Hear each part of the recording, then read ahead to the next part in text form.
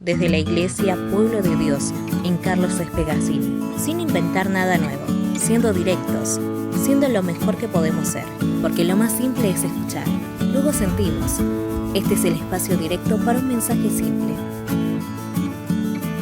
Porque ya no hay diferencia de nacionalidad, ni de clase social, ni de sexo, porque todos somos uno en Cristo Jesús.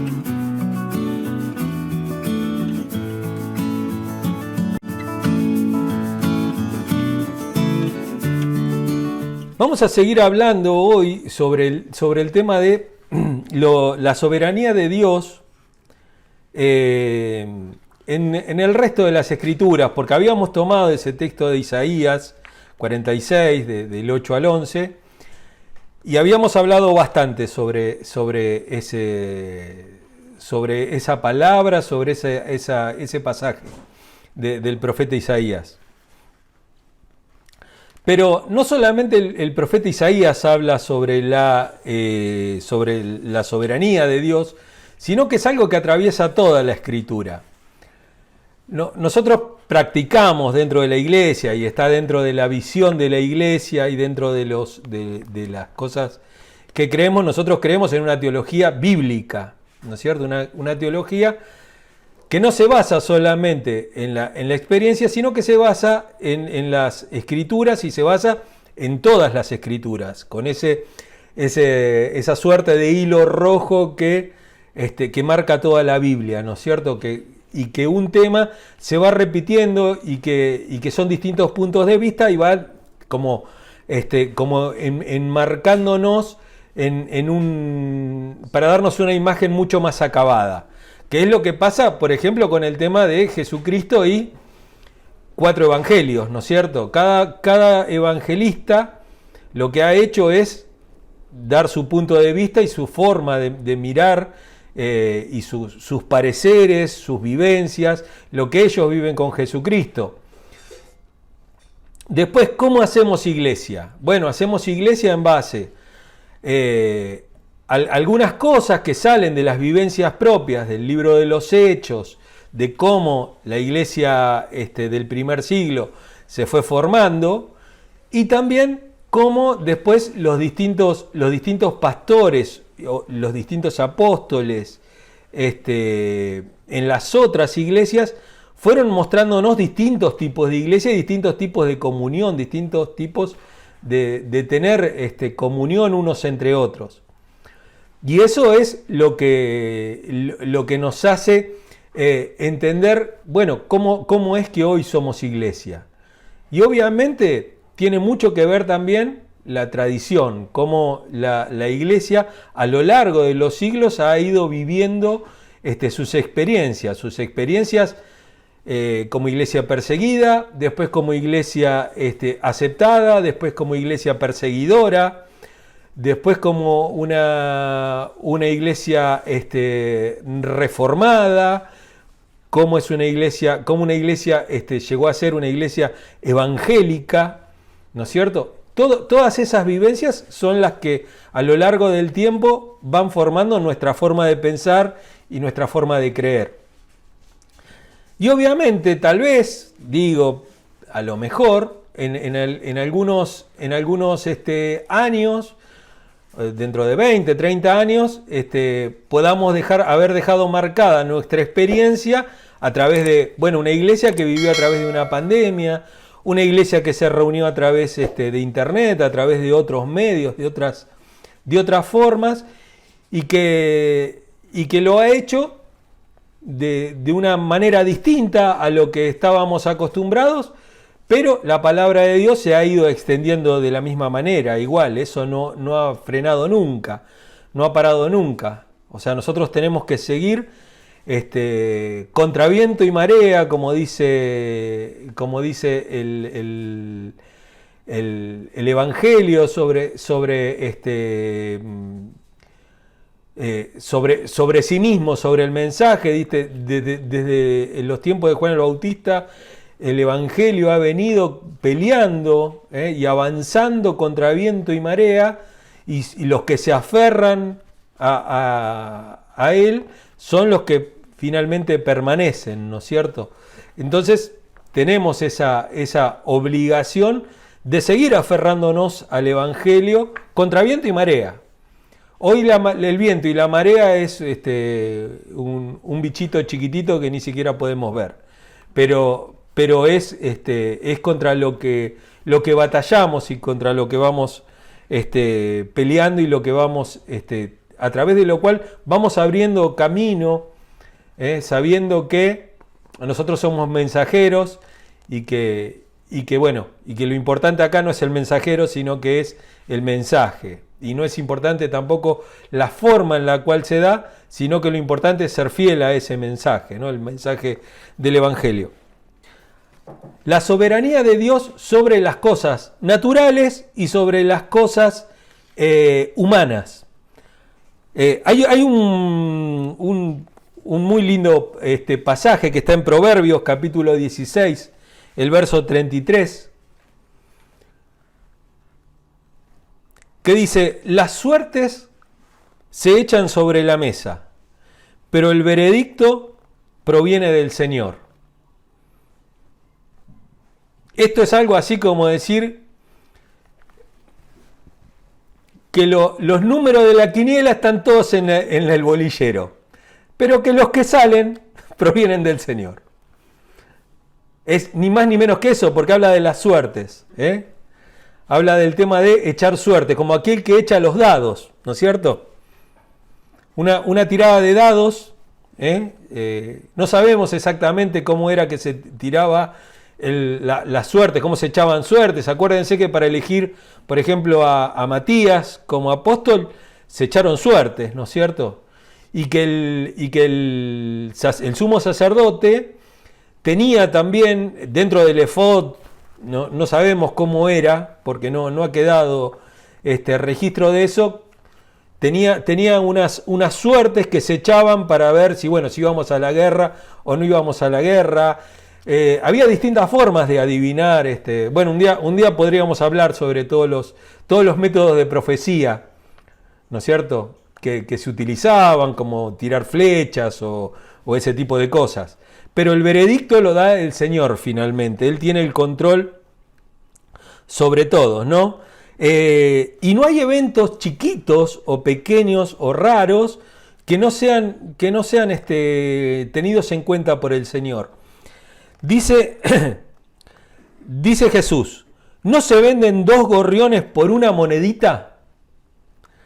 Sin embargo, ni uno de ellos caerá a tierra sin que lo permita el Padre, y Él les tiene contados a ustedes aún los cabellos de la cabeza. Mateo 10, 29 y 30. Fíjense qué buena enseñanza que nos da Jesús, ¿no? Dice: hasta los pelos de la cabeza tenemos contados por el Señor, y ni uno de esos pajaritos se cae, ¿no? Cada tirada de dados en cualquier casino de cualquier lugar del mundo, y cada pequeño gorrioncito está ordenado por Dios todo. Todo proviene de su providencia y todo nada se escapa de su voluntad y de su soberanía. Por ejemplo, en el libro de Jonás, ¿no? Dios gobierna sobre el mundo natural. En el libro de Jonás, Dios le ordena a un pez que se lo tragara, ¿no es cierto? El 1.17 de Jonás. Le ordena en el capítulo 4, versículo 6, le ordena en el mismo libro de Jonás a una planta que creciera.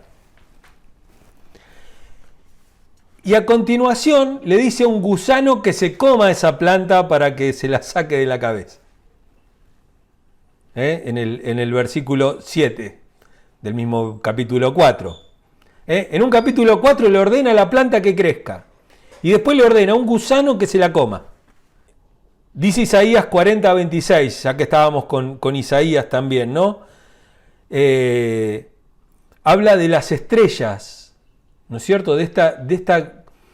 Desde los tiempos de Galileo Galilei, ¿no? Desde la invención del telescopio, ¿no es cierto? Cada vez el hombre va descubriendo que el universo es mucho más grande de lo que él imagina. es mucho más grande, ¿no? Antes pensábamos que la Tierra era el centro del universo y pensábamos que el universo se limitaba a esas estrellas que veíamos y pensábamos que esas estrellas estaban ahí cerquitas y que eran chiquitas, y hoy entendemos que esas estrellas son enormes, que son millones de veces más grandes que el Sol y que muchas de ellas, de las que estamos viendo, ya se extinguieron hace millones de años. Porque hace millones de años la última luz de esa estrella vino recorriendo distancia y ahí nos damos cuenta de la distancia que hay entre una estrella y nosotros mismos. ¿No es cierto? La enormidad del universo. Es impresionante. Yo creo que, todos los que hemos ido alguna vez al campo, ahí la gente, cuando uno mira el cielo en esos lugares parece que se le viene encima, porque es impresionante la cantidad de estrellas que hay, la cantidad de cosas, y que si uno presta atención incluso, va a ver un montón de estrellas fugaces, va a ver incluso hasta los mismos satélites artificiales, ¿no? Cómo se mueven. Uno puede ver todo, ve la inmensidad de la creación de Dios y hasta dónde llega. Y él dice, dice el profeta Isaías, alcen los ojos y miren a los cielos.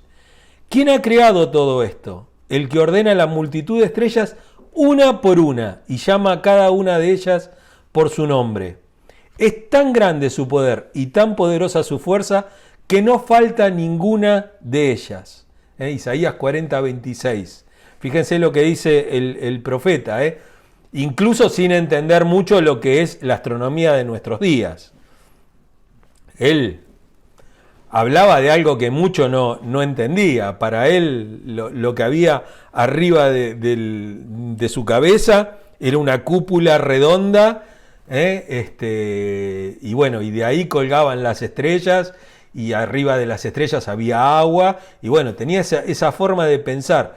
Sin embargo, hoy entendemos que sobre todas esas cosas está Dios. Dice el Salmo 147, versículo 15 y 18, del 15 al 18. Dice, envía su palabra a la tierra, su palabra corre a toda prisa, extiende la nieve cual blanco manto, esparce la escarcha cual ceniza, deja caer el granizo como grava. ¿Quién puede resistir sus ventiscas? Pero envía su palabra y lo derrite, hace que el viento sople y las aguas fluyen. Acuérdense después de Jesucristo, ¿no? En el medio de una tormenta, en el medio de una tormenta tremenda, donde ya pensaban que se morían, ¿no? Todos sus discípulos, dormís y no ves que perecemos. Y bueno, lo único que tuvo que hacer es silencio, cálmate, ¿no? Es lo suficiente para que todo calle. Así como Dios manda esos lugares, ¿no?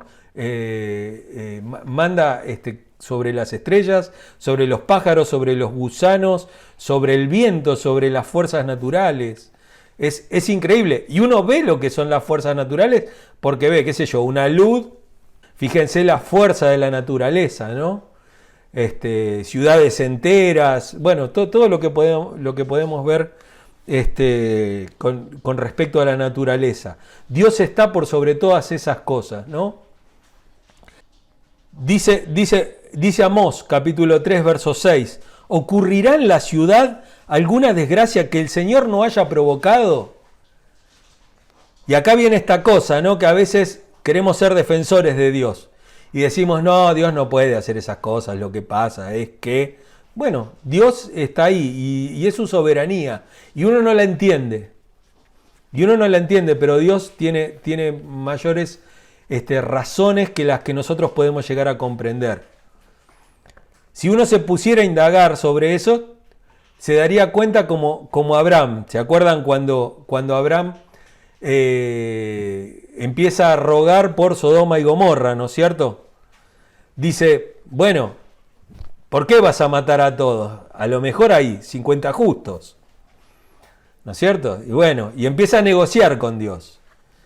Y bueno, y hay 20, y hay 10, y hay 5, ¿no? Y finalmente Dios le dice, sacá a los que tenemos que sacar y ya está, no te puedo andar explicando tanto, ¿no? Porque para uno le parece como que Dios a veces es injusto.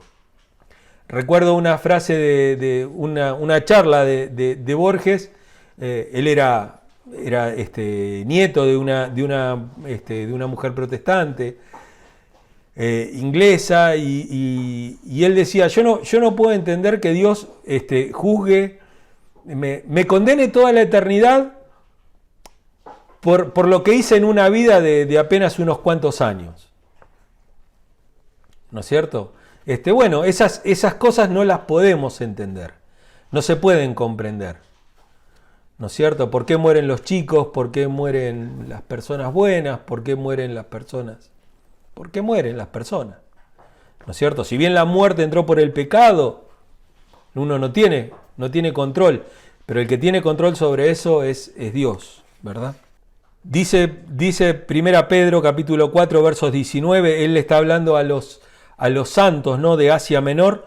Dice, así pues, los que sufren según la voluntad de Dios, entréguense a su fiel Creador y sigan practicando el bien.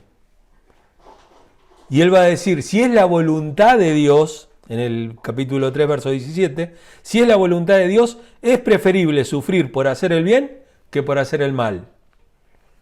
Porque todas las cosas están bajo el control de Dios. Deuteronomio 32, 39 dice, no hay otro Dios fuera de mí.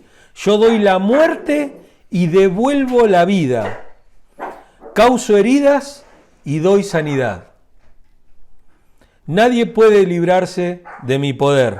Y tenemos un pasaje también de Santiago, ¿no?, que es bastante conocido. Dice, ahora escuchen esto, ustedes que dicen, hoy o mañana iremos a tal o cual ciudad, pasaremos allí un año, haremos negocios, ganaremos dinero. Y eso que ni siquiera saben que sucederá mañana. ¿Qué es su vida? Ustedes son como la niebla que aparece por un momento y luego se desvanece. Más bien debieran decir, si el Señor quiere, viviremos y haremos esto o aquello. O dice Job, por ejemplo, ¿no?, cuando en 1.21 dice, desnudo salí del vientre de mi madre y desnudo he de partir. El Señor ha dado y el Señor ha quitado. Bendito sea el nombre del Señor. Así que vemos en estos pasajes cómo hasta el lanzamiento de los dados, un juego de cartas, los gusanos y aún lo más pequeño, nos hacen ver que así termina aquel pasaje de Isaías que habíamos leído la semana pasada, que termina diciendo, haré todo lo que yo quiera. Él finalmente va a hacer lo que Él quiera. Fíjense cuántos planes teníamos para este año. Y estoy hablando no solamente de los planes de un gobierno, de los planes de lo que sea. ¿No es cierto? Fíjense cómo desbarata todo y cómo se nos muestra que Dios, con algo que Él creó también, porque el COVID es una creación de Dios, es parte de la creación de Dios, nos cambia todos los planes, cambia todo lo que podemos pensar. Este año íbamos a tener mejores reuniones en la iglesia, porque agrandamos el escenario, porque teníamos batería, porque, bueno, la alabanza y la adoración iban a ser. De la misma manera, de esta misma manera, como tenemos todas estas cosas, de esta manera, tenemos también a Dios gobernando sobre los eventos humanos, sobre eventos humanos que nosotros pensamos que somos nosotros los que tenemos control sobre ellos. Bueno, a lo largo de esta serie, lo que estamos viendo es que lamentablemente para algunos que creen que tienen control sobre las cosas, no tenemos control sobre las cosas. Nosotros no tenemos el control. Dice Daniel 2.21, Él cambia los tiempos y las épocas, pone y depone reyes. Y nosotros a veces pensamos que cuando votamos hacemos algo, ¿no? Si bien es importante, decía Spurgeon que solo un imbécil no no se ocuparía de la política y de la teología, ¿no es cierto? Son dos cosas importantes. Así que es necesario que nos ocupemos, pero tengamos en cuenta eso, que no es lo que nosotros hacemos, sino que es también lo que Dios hace. Dice el 4:17 de Daniel también: reconozcan que el Dios Altísimo es el soberano de todos los reinos humanos, que se los entrega a quien Él quiere. La soberanía de Dios, ¿no es cierto? Dios es el Dios soberano. Cualquiera que sea presidente, cualquiera que sea emperador, cualquiera que sea, no es soberano, porque sobre él hay alguien mucho mayor. Es soberano ahí sobre las cosas que tiene ahí en control, pero vimos grandes imperios como caen de un día para otro. Alejandro Magno en 3 años conquistó todo lo conocido en ese momento. Y a los 33 años murió, y a los meses de morirse el reino ya estaba dividido.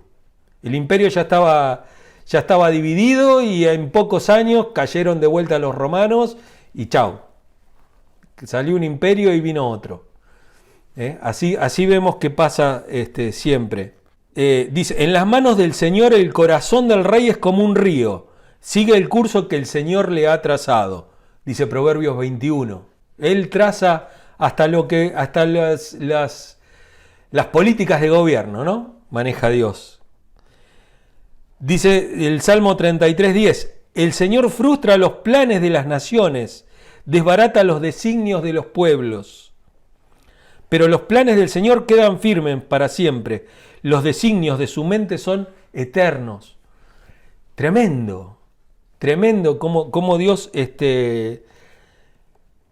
incluso hasta la muerte de Jesús estaba marcado, ¿no? Dice Hechos capítulo 4, verso 27 al 28. En efecto, en esta ciudad se reunieron Herodes y Poncio Pilato con los gentiles y con el pueblo de Israel contra su santo siervo Jesús, a quien ungiste para hacer lo que de antemano tu poder y tu voluntad habían determinado que sucediera. Ese texto es impresionante, porque es increíble la soberanía de Dios. Nos concedió el arrepentimiento como 2 Timoteo capítulo 2, 25, nos atrajo a Cristo como Juan 6, 44, nos reveló el Hijo de Dios, Mateo 11, 27, ¿no? Con la confesión de Pedro, y nos dio el regalo de la fe, porque por gracia ustedes han sido salvados mediante la fe. Esto no procede de ustedes, sino que es el regalo de Dios, no por obras, para que nadie se jacte. Fíjense cómo Dios hace todas las cosas según el designio de su voluntad. Y nosotros no tenemos control sobre esas cosas. Pero a veces cuando no tenemos el control de las cosas, uno se pone mal porque uno es un controlador y uno es una persona autosuficiente o alguien que quiere tener injerencia en todo, ¿no? Como esas personas que no pueden disfrutar de nada porque a todo le tienen que tomar la mano, y en todo tienen que comentarlo, todo tienen que participar, ¿no? Que no pueden ni siquiera ir a ver, no sé, van a ver un concierto y tienen que estar aplaudiendo, tienen que estar gritando, chiflando y todo, ni siquiera disfrutan de lo que están escuchando. Siempre tienen que estar subidos al escenario. Y Dios, fíjense cómo nos quita esa seguridad de nosotros mismos, esa falsa seguridad, porque entendemos que es una falsa seguridad, y cómo dice que todas nuestras ansiedades y todo lo que tenemos y todo lo que hacemos los pongamos a sus pies, y que nos desliguemos de esas responsabilidades y de esas ansiedades, porque Dios tiene cuidado de nosotros. Dios tiene cuidado de nosotros. Un gorrión no cae al suelo muerto si no es por el designio de Dios, y ni uno de nuestros cabellos se cae si no es por Dios. Así que tengamos confianza en Él, tengamos confianza de que Él siempre va a ser lo mejor para cada uno de nosotros. Él es Dios, es soberano y Él está sobre nuestra vida. Y Él está para mantenernos a salvo, aún de este virus. Y si a alguno de nosotros le toca partir por este virus, es la voluntad del Señor. Y bueno, Dios ha dado y Dios ha quitado. Levantado sea el nombre del Señor, glorificado sea el nombre del Señor, ¿no? En nuestra vida y en nuestra muerte. Así que yo los invito a que bueno, terminemos orando y pidiéndole a Dios que estas cosas se hagan patentes en nuestra vida y que las podamos tener en cuenta a la hora de vivir nuestra vida, que vivamos nuestra vida de esta manera, de una manera mucho más simple y mucho más relajada también, porque sabemos que Dios está en cuidado de nosotros, que hasta acá nos ayudó el Señor y de acá en adelante y siempre nos va a guardar. Bueno, Dios los bendiga, que tengan una excelente semana y nos vemos en la próxima.